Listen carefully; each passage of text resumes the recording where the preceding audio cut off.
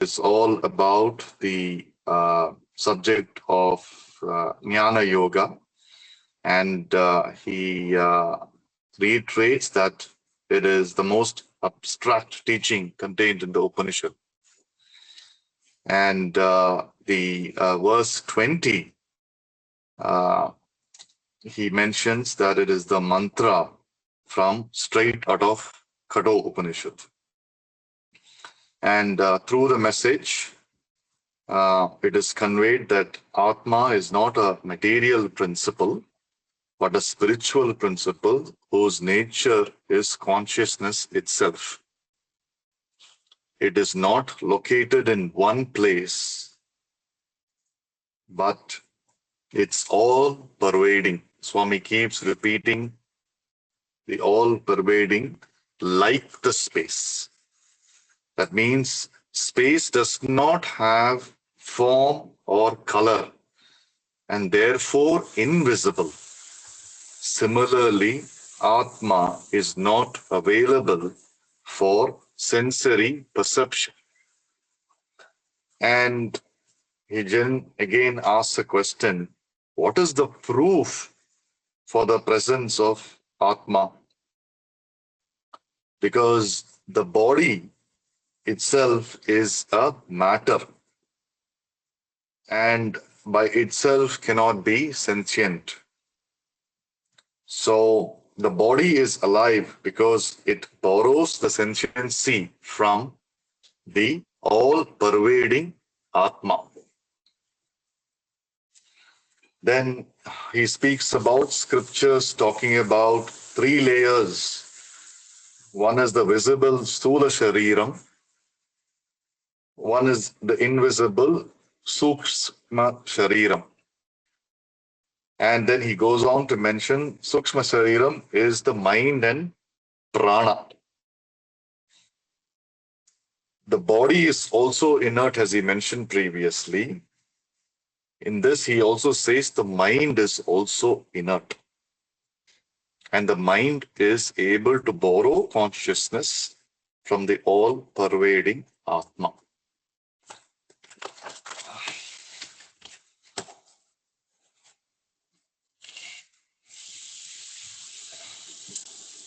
So he gives the example of the moon which borrows the light from the sun. Like that, the mind also borrows the sentiency from the all-pervading Atma. Moon does not have its own light. And he says the mind does not have its own sentiency as it is like the matter. Then he talks about the two versions that we have is the original consciousness and the reflected consciousness. The original consciousness is the Paramatma. And the reflected version of the Paramatma is the Jivatma, which is the composition of the mind, the sense organs, and the body. And Jivatma becomes the Karta and the Bhokta. And he also brings the concept of Ekaha and Anekaha, because there is only one consciousness and multiple minds based on multiple bodies available.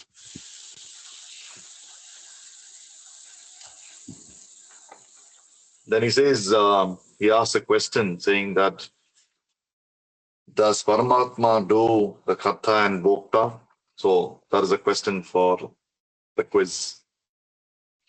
And the Jivatma, because of its Karta and Bhokta, takes away, gives or the bad karma or the good karma.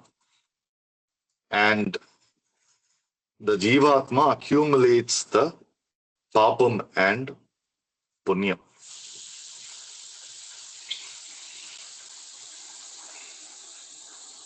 Also, Jivatma survives the death because the mind and the reflection.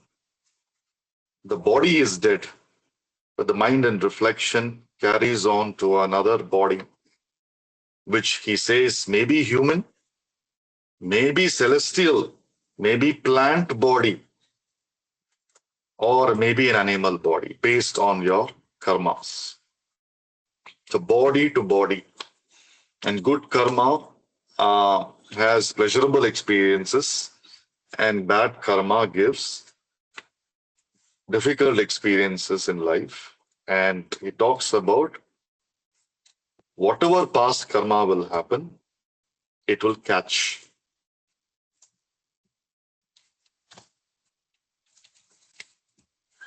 And he also explained what does Krishna want to really teach us, saying that please do not treat the body that is not your real nature. The Jivatma is not your real nature. Your real nature is the original consciousness. So he gives the example of the mirror, where you can stand in front of the mirror, your reflection is seen.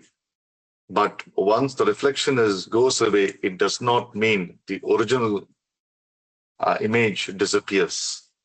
And that is the original consciousness. Then he again talks about the body appearing, disappearing, appearing, disappearing.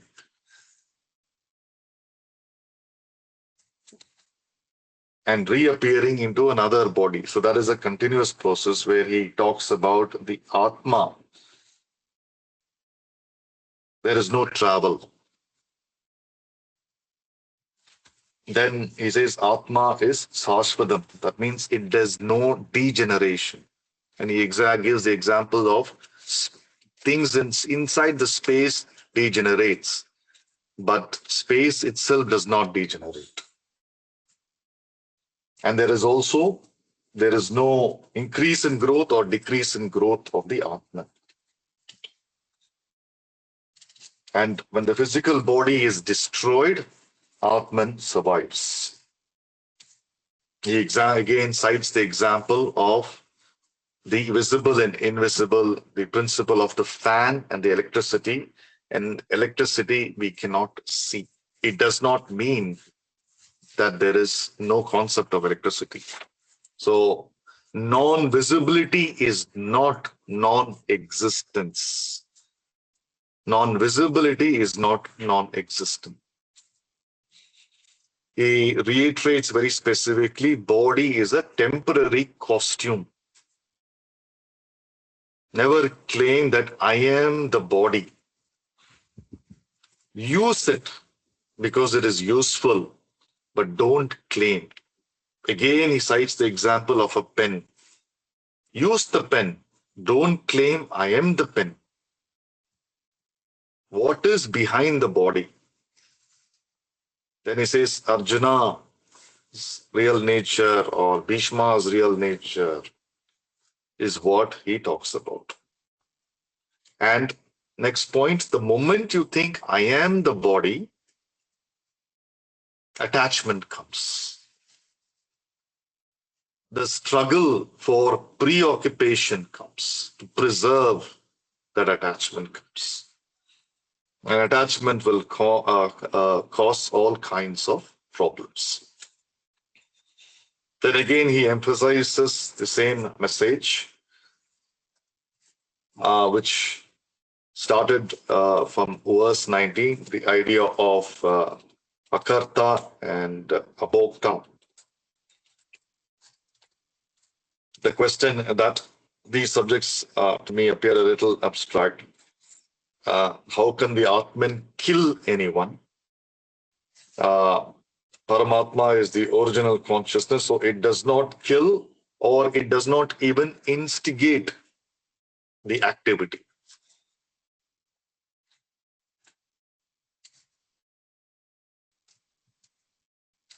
Which is karta, which is the direct doer, and It is not even the instigator of the action. And Atman is not responsible for any good action or bad action.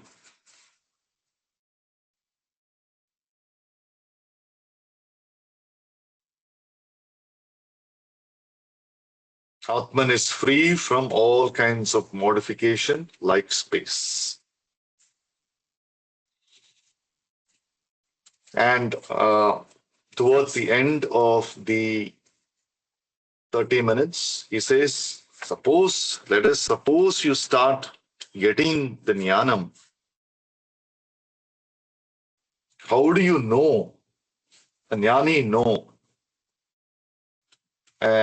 Paramatma. He says the only way he would know that he will understand that his body is not his real nature. That's where he stops on towards the end of 30 minutes. Thank you.